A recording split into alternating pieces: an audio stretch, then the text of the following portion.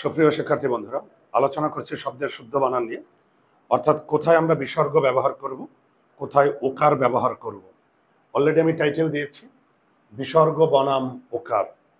যেমন এখানে যে শব্দগুলো আমার আছে, ইতপূর্বে এখানে বিসর্গ আছে, আবার ইতোমধ্যে বিসর্গ নেই, আছে কি ওকার। মনকষ্ট এখানে বিসর্গ আছে, কিন্তু মনোভাবে বিসর্গ নাই। শিরোপীড়া বিসর্গ আছে, শিরোধার্যে বিসর্গ নাই। বয়ঃপ্রাপ্ত বিসর্গ আছে, বয়োজ্যেষ্ঠ বিসর্গ নেই। অর্থাৎ দেখো এখানে প্রথম শব্দটাতে যেমন ইতপূর্বে বিসর্গ আছে, আবার ইতোমধ্যে ওকার, বিসর্গ হয়নি। মনকষ্টে বিসর্গ আছে, মনোভাবে আবার ওকার, বিসর্গ কেন নয়। শিরোপীড়ায় বিসর্গ আছে, এখানে কেন ওকার।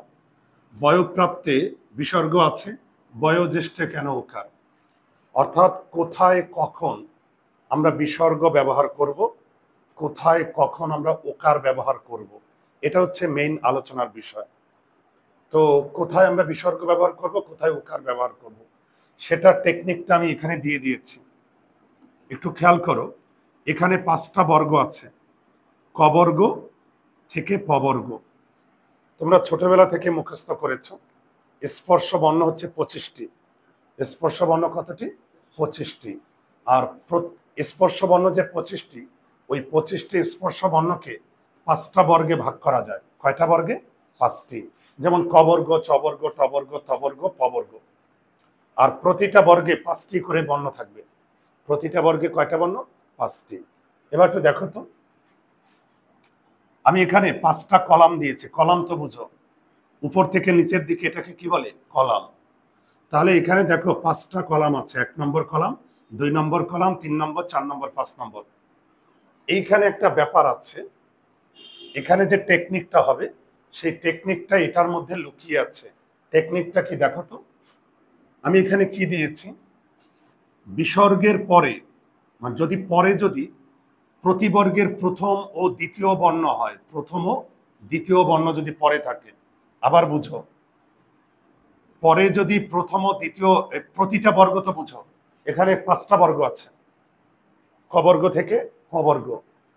তো পরে যদি প্রতিটা বর্গের প্রথম ও দ্বিতীয় বর্ণ থাকে, তাহলে আগে বিসর্গ হবে। আবার বলি, পরে যদি প্রতিটা বর্গের প্রথম ও দ্বিতীয় বর্ণ, যেমন দেখো ক বর্গের প্রথম ও দ্বিতীয় বর্ণ কি? ক খ। চ বর্গের প্রথম ও দ্বিতীয় বর্ণ কি? চ ছ। তাহলে মনে রাখবে, পরে যদি প্রতিটা বর্গের প্রথম ও দ্বিতীয় বর্ণ থাকে, তাহলে তার আগে বিসর্গ হবে। আর কোন জায়গায় বিসর্গ হবে না? ওকার হবে। পরে যদি প্রতিটা বর্গের প্রথম ও দ্বিতীয় বর্ণ না থাকে, অর্থাৎ এই যে 1 নম্বর কলাম এবং 2 নম্বর কলামের বর্ণগুলা যদি না থাকে, সহজ কথায় পরে যদি 3, 4, 5 নম্বর কলামের বর্ণ থাকে, তাহলে তার আগে কি হবে? ওকার। আমি আবার বলি, পরে যদি প্রথম ও দ্বিতীয় কলামের বর্ণ থাকে, তো এটা 1 নম্বর কলাম, এটা 2 নম্বর কলাম, পরে যদি 1 নম্বর ও 2 নম্বর কলামের বর্ণ থাকে, তাহলে তার আগে বিসর্গ। আর পরে যদি 1 নম্বর ও 2 নম্বর কলামের বর্ণ না থাকে, সহজ কথায় 3, 4, 5 নম্বর কলামের বর্ণ থাকে, তাহলে তার আগে ওকার হবে। এখন আমরা একটু দেখি, ইতপূর্বে দেখো তো, বিসর্গের পরের বর্ণটা খেয়াল রাখবে, আর ওকারের পরের বর্ণটা খেয়াল রাখবে। তাহলে বিসর্গের পরের বর্ণ আর ওকারের পরের বর্ণটা আমরা খেয়াল রাখবো। তাহলে এখানে বিসর্গের পরে কি আছে? প। দেখো প এর অবস্থান কোথায়? 1 নম্বর কলামে। যদি 1 নম্বর আর 2 নম্বর কলামের বর্ণ হয়, তাহলে তার আগে বিসর্গ। আবার দেখো ইতোমধ্যে, আমরা ওকারের খেয়াল করো, যেটা আমি বলেছি। তো এখানে যেটা দেখো, এই যে ওকার হলো, ওকারের পরের বর্ণটা আমরা খেয়াল রাখবো। এখানে একটু খেয়াল রাখো, যেমন এখানে আমরা বিসর্গের পরের বর্ণটা দেখেছি, আবার এখানে দেখবো আমরা ওকারের পরের বর্ণটা। কোনটা দেখবো বাবা? পরের বর্ণ। সবসময় মনে রাখবে, বিসর্গের পরের বর্ণ আর ওকারের পরের বর্ণটা আমরা খেয়াল রাখবো। তাহলে এখানে ওকারের পরের বর্ণ কি? ম। যেমন এখানে বিসর্গের পরের বর্ণ প, আর এখানে ওকারের পরের বর্ণ কি? ম। দেখো তো ময়ের অবস্থান কোথায়? 1, 2, 3, 4, 5 নম্বর কলামে ম। তাহলে যদি 3, 4, 5 নম্বর কলামে কোনো বর্ণ থাকে, তার আগে এর বর্ণে ওকার হয়। বোঝা গেল? আবার দেখো মনোকষ্ট, বিসর্গের পরের বর্ণটা খেয়াল রাখবো। বিসর্গের পরের বর্ণ ক, দেখো ক এর অবস্থান 1 নম্বর কলামে। যদি 1 আর 2 নম্বর কলামে হয় তাহলে তার আগে বিসর্গ দিতে হয়। আবার দেখো মনোভাব, উকারের পরের বর্ণ দেখো ভ, ভয়ের অবস্থান কোথায়? প ফ ব ভ, 4 নম্বর কলামে। 4 নম্বর কলামে না? তাহলে 3 4 5 নম্বর কলামে যদি বর্ণ থাকে পরে, তার আগের বর্ণে কি হবে? উকার। এভাবে দেখো শিরোপীরা, দেখো তো প, আমরা বিসর্গের পরের বর্ণ দেখবো প, প এর অবস্থান 1 নম্বরে, 1 নম্বর কলামে, তাহলে তার আগে বিসর্গ। আবার দেখো শিরোধার্য, আমরা উকারের পরের বর্ণটা দেখবো ধ, ধ, এই যে দেখো ধ, ধ এর অবস্থান কোথায়? ত থ দ ধ, 4 নম্বর কলামে, এই যে 4 নম্বর কলামে ধ। তাহলে যদি 3 4 5 এর কোনো বর্গের বর্ণ থাকে তাহলে তার আগের বর্ণে উকার হয়। দেখো তো বয়ঃপ্রাপ্ত, বিসর্গের পরের বর্ণ প, এই যে দেখো প এর অবস্থান 1 নম্বর কলামে, যদি 1 নম্বর আর 2 নম্বর কলামের বর্ণ পরে থাকে তার আগে বিসর্গ হয়। আবার দেখো বয়োজ্যেষ্ঠ, এখানে উকারের পরের বর্ণ দেখো জ, জয়ের অবস্থান কোথায় দেখো তো?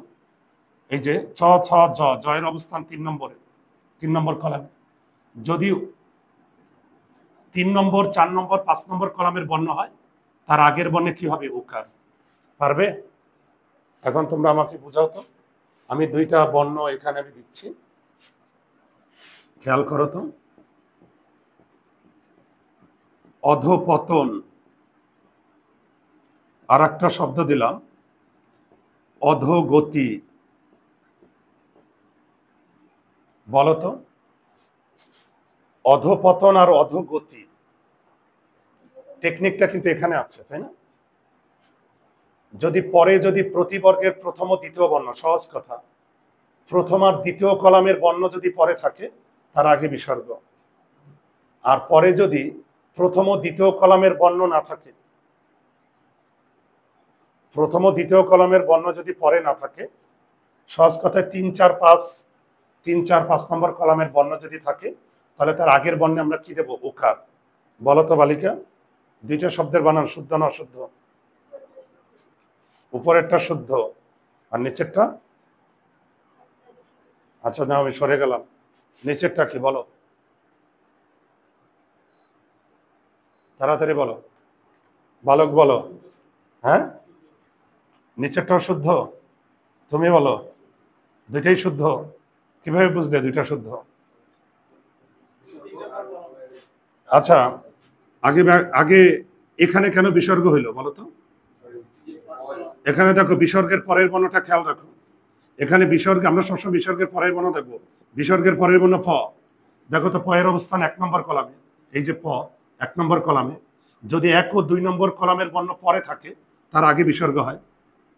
আবার অধোগতি, এখানে কি উকার আছে না? আমরা উকারের পরের বর্ণটা খেয়াল রাখবো। যেমন বিসর্গের পরের বর্ণ দেখবো আর উকারের পরের বর্ণ, তাহলে এখানে উকারের পরের বর্ণ গ, দেখি তো গয়ের সিরিয়াল কোথায়? ক খ গ, গয়ের অবস্থান 3 নম্বর কলামে। যদি 3 4 5 নম্বর কলামের বর্ণ থাকে, 3 4 5 নম্বর কলামের বর্ণ থাকলে আগের বর্ণে উকার। আমি কি বুঝাতে পারলাম বালিকা? ওকে, তাহলে এখন দেখো তো, বলো তাড়াতাড়ি বলবা।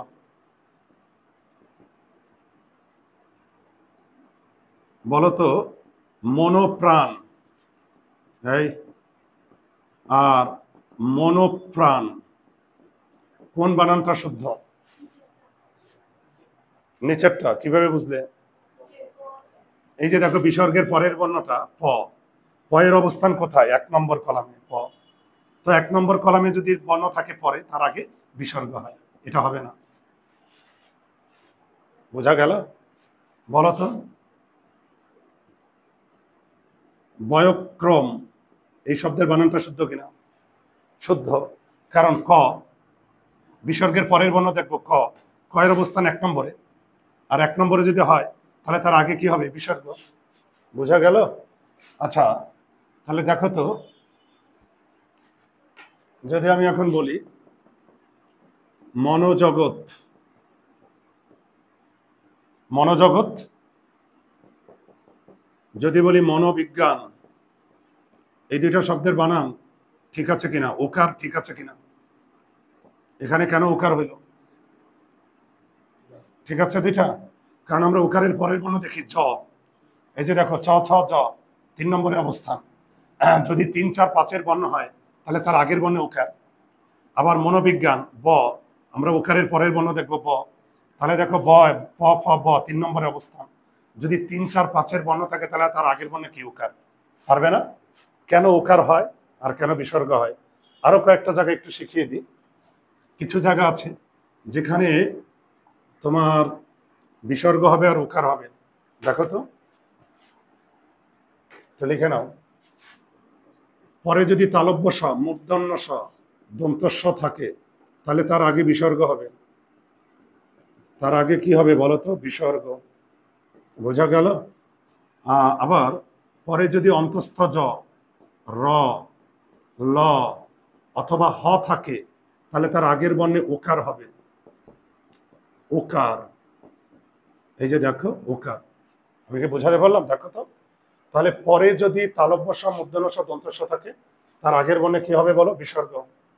আর পরে যদি অন্তস্থ জ, র, ল, হ থাকে তাহলে তার আগের বর্ণে কি হবে? ওকার। ঠিক আছে? এখন দেখো তো, দুঃসহ, ওকে, দুঃসাহস, এই শব্দগুলোতে আমরা কেন বিসর্গ দিই? দেখো তো বিসর্গের পরে কি আছে? দন্তস্ব। এই যে কি লিখে দিয়েছি, তালব্য স, মূর্ধন্য স, দন্তস্ব যদি পরে থাকে তার আগে কি হবে? বিসর্গ। এই যে আগে বিসর্গ। আবার দেখো, আমি যদি এখন বলি নিঃশর্ত, খেয়াল করো, নিঃশর্ত, আবার নিঃস্বার্থ বলি না? বলতো কেন আমরা এখানে বিসর্গ দিই? কারণটা কি কেন বিসর্গ দিই? এই যে দেখো তালব্য স আছে, আবার এটাতে দন্তস্ব আছে, তাহলে এই যে 3টা স, তালব্য স, মূর্ধন্য স, দন্তস্ব যদি পরে থাকে তার আগে আমরা কি দেব? বিসর্গ দেব। পারবে না? দেখো আমি আরো কিছু উদাহরণ দিই।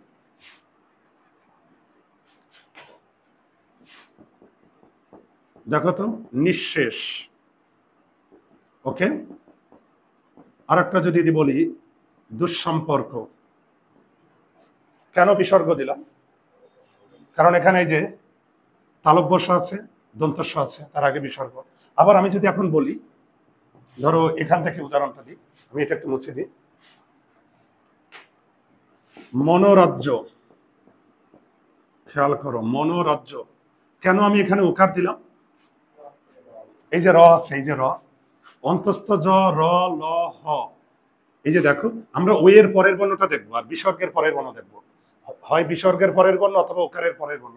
তাহলে এখানে ওকারের পরের বর্ণ র, এই যে যদি পরে যদি অন্তস্থ জ, র, ল, হ থাকে তার আগের বর্ণে কি হবে? ওকার। পরে যদি অন্তস্থ জ, র, ল, হ থাকে আগের বর্ণে ওকার। আসলে মেইন কিন্তু এটা, এটার বাইরে কিছু কিছু জায়গায় বিসর্গ ওকার হয়, সেটা আমি দেখালাম। পারবে না? দেখি তো, এইটা যদি পারো আমাকে বুঝাইতে তাহলে আমি বুঝবো তোমরা শিখেছ। ওকে, রেডি? বলো তো, তপবন। আরেকটা দিই, দেখি তোমরা মিঠু স্যারের স্টুডেন্ট, তোমরা যদি না বুঝো তোমাদের এই ভিডিওর স্টুডেন্ট ক্লাস করবে আরো কত মানুষ। আচ্ছা বলো তো, তপবন আর সদ্যজাত, এখানে কেন উকার দিলাম আমি? আমরা উকারের পরের বর্ণটা দেখি। এখানে উকারের পরের বর্ণ দেখো, এখানে উকারের পরের বর্ণ ব, এখানে উকারের পরের বর্ণ জ, তাই না? তাহলে একটু দেখো তো, বয়ের অবস্থান কোথায়? প ফ ব, বয়ের অবস্থান 3 নম্বর কলামে। আবার দেখো জয়ের অবস্থান কোথায়? চ ছ জ 3 নম্বর কলামে। তাহলে মনে রাখবে, যদি 3 4 5-এর কোনো বর্ণ থাকে, 3 নম্বর 4 নম্বর 5 নম্বর কলামের যদি কোনো বর্ণ থাকে তাহলে তার আগের বর্ণে কি হবে? উকার। তাহলে কেন উকার দিই আর কেন বিসর্গ দিই? পারবে? কোনো সমস্যা আছে? পারবে না? Very good.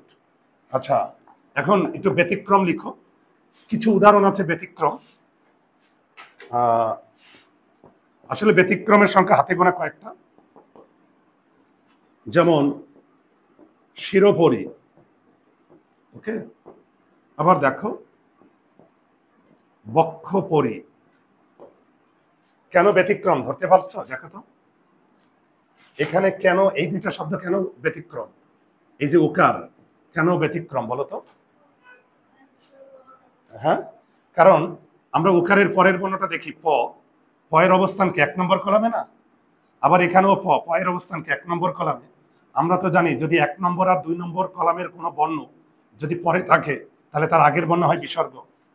তো এটা হওয়া উচিত ছিল এরকম না, এরকম হওয়া উচিত ছিল, এটা হওয়া উচিত ছিল এরকম।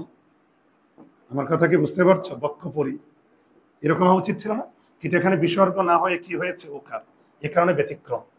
তো কোনো কোনো কোনো বইয়ে এটা এরকম লিখে, কিন্তু আসলে এটা লেখা উচিত এরকম, শির আর উপরি আলাদা করে দেওয়া উচিত। একটু লিখে নাও, এটা হাইপেন দেওয়া উচিত।